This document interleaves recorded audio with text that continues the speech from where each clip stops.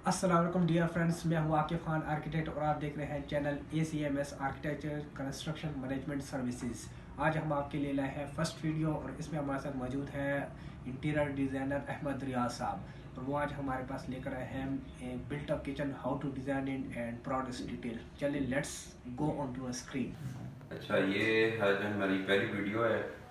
तो इसमें हम बेसिक थीम जो किचन की स्टेज होती है उसको डिज़ाइन करने की जो स्टेज है उसके बारे में बताएंगे कि क्लाइंट किस स्टेज के ऊपर अपनी ये वाली वर्किंग को स्टार्ट करें और किस स्टेज पे उसको इस चीज़ों को जो वो चाहते हैं डिज़ाइनिंग के पॉइंट ऑफ व्यू से इन चीज़ों की सेटिंग आर्किटेक्चरल जब डिज़ाइन प्लान हो रहा होता है तो उस वक्त ही इन चीज़ों को वैसे तो कर लेना चाहिए, लेकिन अगर वो स्टेज थोड़ी आगे चली जाए तो कम से कम DPC लेवल या ग्रे स्ट्रक्चर की ब्रिक मैसनरी से पहले इन चीज़ों को डिज़ाइन की शेप में मुकम्मल कर लेना चाहिए।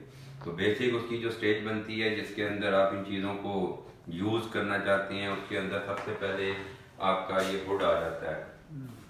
जो ज़्यादातर क्लाइंट हैं क्योंकि डिज़ाइनिंग के अंदर इन चीज़ों की डिटेल्स नहीं होती कि इंटीरियर पॉइंट ऑफ व्यू से आती हैं, तो उसमें हुड के अंदर सबसे पहले इसके अंदर एक पाइप रखा जाता है PVC का।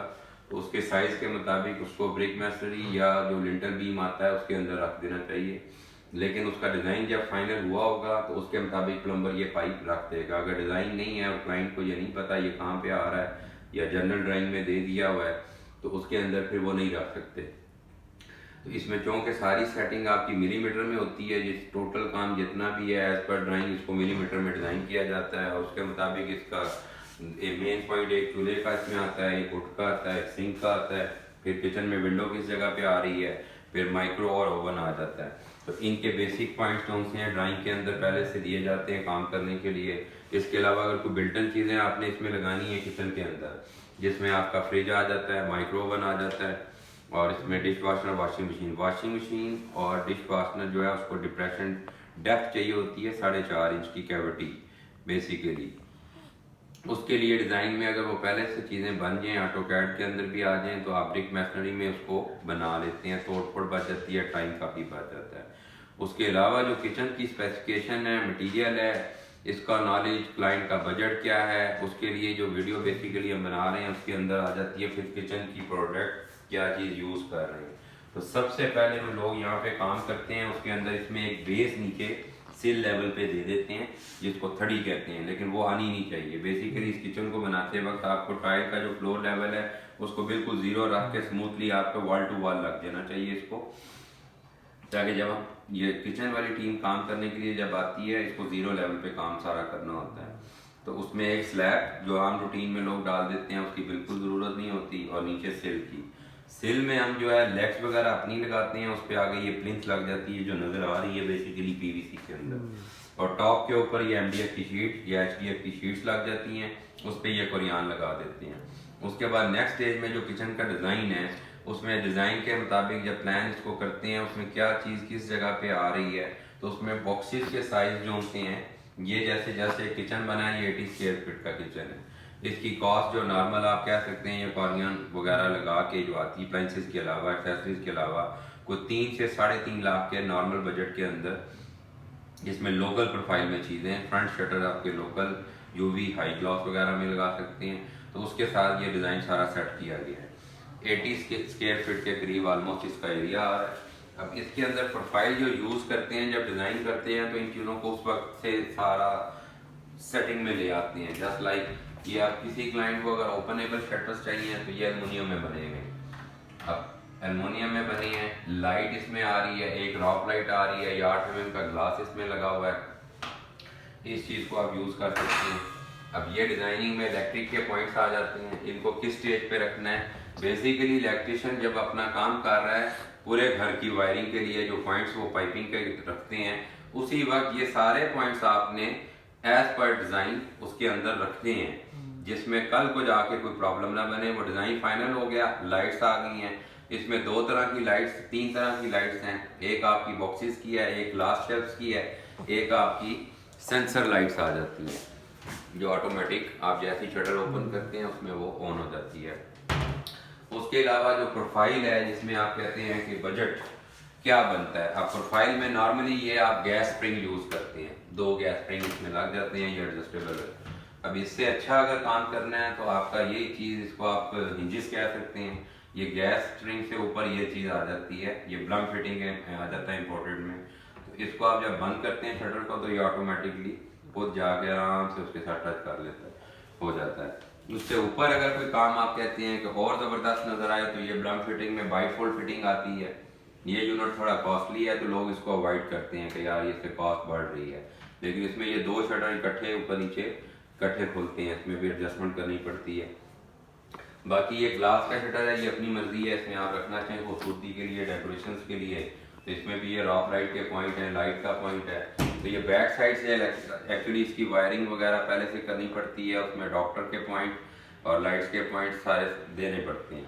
तो 2 तरह की इसमें प्रोफाइल है, एक आपके वॉल के यूनिट आ जाते हैं और एक बेस के यूनिट्स है। वॉल के यूनिट्स में आपका ये भी हैंडल लेस प्रोफाइल में है टोटल, इसको मैं यहाँ से खोल रहा हूँ बेसिकली।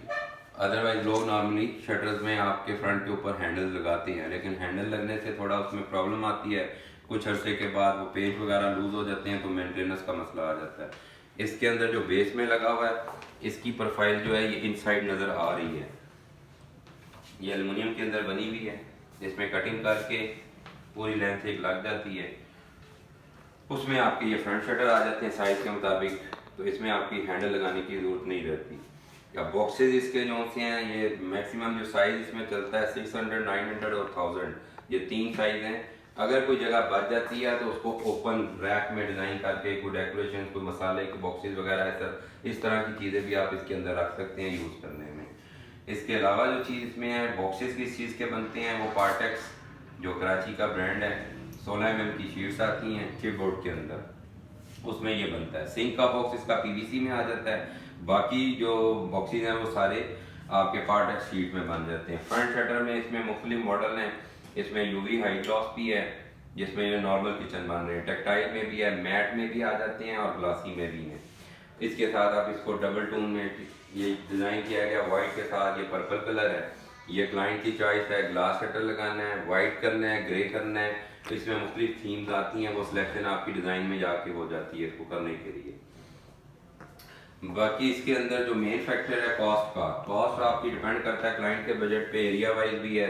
ज़ाहिर अब आप कोई काम कर रहे हैं 1 कनाल का तो नॉर्मल किचन, ये 1 कनाल में भी किचन इतना बनता है, 10 मरले में भी बनता है, उसका बजट मैंने आपको बता दिया 3.5 से 4 लाख के दरमियान, 3, 3.5, 4। एक्सेसरीज आ जाती हैं, वो अब क्लाइंट की चॉइस पे है, वो लगाना चाहता है या नहीं लगाना चाहता। ये मुख्तलिफ है एज पर साइज है, इसमें रिक्वायरमेंट क्लाइंट की क्या है।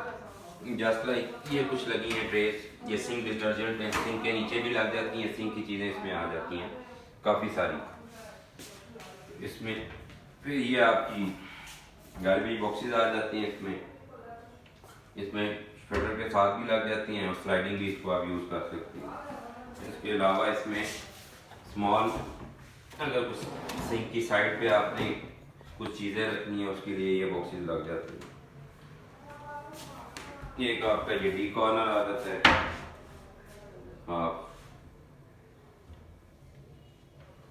ये 900 के स्पेसिफिकेशन के अंदर ये चीज़ें लगी हुई हैं।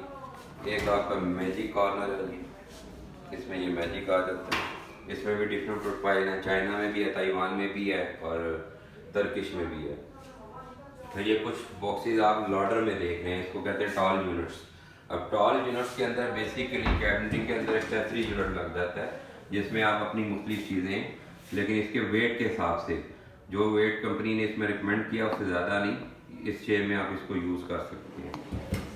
इसकी सेकंड प्रोफाइल जो टॉप है वो ग्लास में आ जाता है, अगर क्लाइंट का बजट है तो वो ग्लास में भी यूज़ कर सकते हैं। अगर बिल्कुल नॉर्मल करना है तो वो इस प्रोफाइल में लगता है आपका लॉडर, जिसमें दोनों साइड पे आपकी कैबिनेट ही ज़्यादा है लेकिन इसकी प्राइस कम है, उन दो से कम आ जाती है काम करने। तो इसमें आप अपनी जो रिकमेंड किया गया वेट, उसके हिसाब से आप इसमें मुख्तलिफ चीज़ें अपनी रख सकते हैं। बाकी आ जाता है इसका मटीरियल। अब मटीरियल की जो बताई है स्पेसिफिकेशन, उसके अंदर सिंक का बॉक्स वो पीवीसी में आ जाता है ताकि ये पानी का इशू, सीपीज का इशू, इन चीज़ों से बचा रहे। टॉप सरफेस इसकी कुरियान में लगनी चाहिए मस्ट, उसकी वजह यह ये जॉइंट लेस मटीरियल है पूरा। ये आता तो शीट के पार्ट्स में ही है लेकिन एडेसिव के साथ और इसकी ऊपर से रगड़ाई वगैरह करके, तो जब मौके के साइज लेते हैं तो आगे इसके जॉइंट को बड़ी अच्छे तरीके से ये लगा देते हैं जो लेबर काम करती है। तो उसमें सीपीच के इशू नहीं आते, बैक पे ये स्प्लैश आ जाती है तो पानी बैक बेसिकली बैक साइड पे नहीं जाता, ऊपर इसके टाइल आ जाती है जब भी आप काम करते हैं। नॉर्मली लोग मार्बल यूज़ कर लेते हैं, मार्बल के फिर जॉइंट आ जाते हैं, इधर कॉर्नर में जॉइंट आ गया, बीच में आ गया, चूल्हे की कटिंग है वहाँ पे आ जाता है, कई दफ़ा सिंक में आ जाता है। तो फ्यूचर में जाके वो सीपीच के इशू पैदा करता है, मार्बल पानी सीप करता है, वो बॉक्सेस में जाता है, तो बॉक्सेस में आपका फंगस लगनी शुरू हो जाती है, वो प्रॉब्लम बन जाती है, किचन वहाँ से ख़राब होने शुरू हो जाता है। इस चीज़ को अगर यूज़ कर लें तो मेरे ख्याल में किचन की जो लाइफ है, अगर मेंटेनेंस के प्रॉब्लम ना निकलें, लेकिन बाकी इश्यूज इसमें आपके लाइफ टाइम नहीं आते। और अगर कोई आ जाता है वो बैक साइड से कहीं से अगर सीपीज आ जाए तो ये बॉक्स आप खोल के चेंज भी कर सकते हैं, इस बॉक्स को बाहर निकाल सकते हैं। नॉर्मली जो साइड पे कारपेंटर काम करता है वो उसमें किलें भी यूज़ करता है, उसके अलावा फ्रेम के लिए लकड़ी यूज़ करता है, फिर ऊपर टॉप पे स्लैब डलवाते हैं और बीच में ब्रिक मेस्टरी का काम ऐड कर देते हैं। सिल लेवल कॉन्ट्रैक्टर जिसको इस चीज़ की अवेयरनेस नहीं है वो ऐड कर देता है, वो स्लैब डल जाती है। तो ये एक्सेसरीज जो इनसाइड लगी है ये उसमें नहीं लग सकती, क्योंकि इसमें बॉक्सेस के साइज के साथ साथ सारे साइज चलते हैं और उसी के मुताबिक इसको लगाना होता है। तो क्लाइंट आमतौर पे समझता है कि मेरी कॉस्ट बढ़ गई है, कॉस्ट नहीं बढ़ती, उसमें आपकी वेस्टेज जीरो है, जो काम हम करके दे रहे हैं उसको लगा के वहाँ पे जस्ट लगा देना है, उसके अलावा कोई काम नहीं करना। ये बिल्टन है, आया इसको हैंग किस तरह किया गया है, लगा किस तरह, ये सारी चीज़ें बिल्टन है, इसमें कहीं पे कोई कील इस्तेमाल नहीं किया गया। बॉक्सेस को मेल और फीमेल से ज्वाइंट कर देते हैं, ये ब्रैकेट से ऊपर वॉल्स के ऊपर 2-3 तरह से लगता है, नॉर्मल इसमें ब्रैकेट लगा के उस पर इसको हैंग कर देते हैं, वेट के हिसाब से कितनी लगनी है वो देख लेते हैं इसमें नॉर्मल काम करने के अंदर। तो चीज़ें इसकी बैक साइड पे छुप जाती हैं सारी, लाइट्स के पॉइंट्स हैं वो भी तारे वगैरह बैक साइड पे छुप जाती हैं। ये जो टॉप के ऊपर इसकी प्लास्टिक और पैरस में इस चीज़ को ड्रॉप किया, ये सिर्फ एक टच इसलिए दिया है कि यहाँ पे अक्सर सफाई का इशू रहता है, तो कुछ क्लाइंट कहते हैं इसको ड्रॉप करके पैक कर दें, बैक साइड पे कोई इशू ना है, स्पेशली इसकी बैक साइड पे। जब वुड का पॉइंट आप लगाना भूल जाते हैं तो जब वुड का पाइप बाद में लगाया जाता है वो ओपन जाता है या सीलिंग में से जाता है तो उसमें वो बॉक्स नीचे नजर आता है। आमतौर पे जो वुड है उसके साथ जो बैक साइड का इसका बॉक्स है ये चीज़ मिलती है, तो ये सिंगल यहाँ तक आता है। पाइप के लिए ज़्यादा लकड़ी में कई दफ़ा लगाना पड़ता है, क्योंकि कई दफ़ा कंपनी ये एक्स्ट्रा शीट नहीं देती जो ये लगा हुआ स्टील का बॉक्स। तो उसमें फिर क्या करते हैं कि इसको सीलिंग ड्रॉप करके पाइप आपका इनसाइड उधर जाता है। तो एग्जॉस्ट के लिए ज़रूरी है कि इसके अंदर पाइप पहले से